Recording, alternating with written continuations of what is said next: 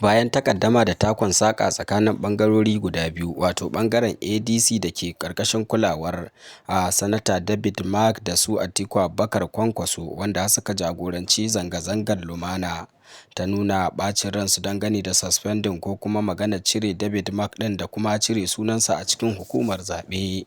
A yanzu haka dai hankula sun karkata dangane da yadda ake kwana kuma da halin da ake ciki dangane da batun sake saka ranar da za a ci gaba da wannan shari'a.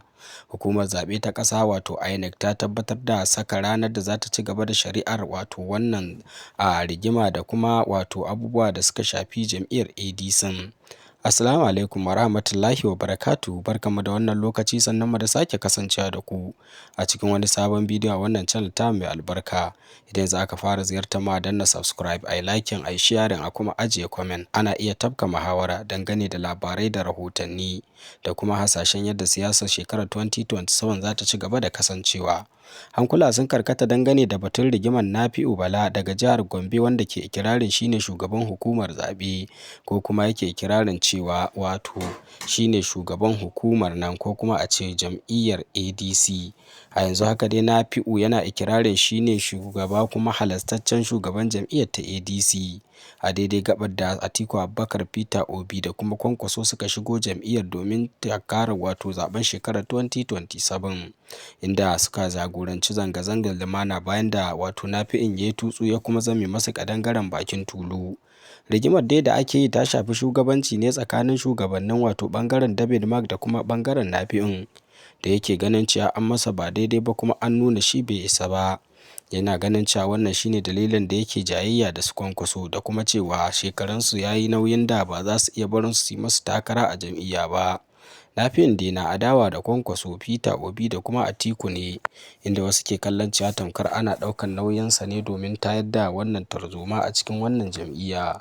A yanzu haka dai bayan duka ɓangarorin guda biyu sun gudanar da zanga-zangar su ta lumana, kuma ita hukumar zaɓe da ma kotu ta tabbatar da cewa za ta ci gaba da shari'ar ranar 14 ga watan April domin tabbatar da wane ne sahihin shugaban wato jam'iyyar ta ADC.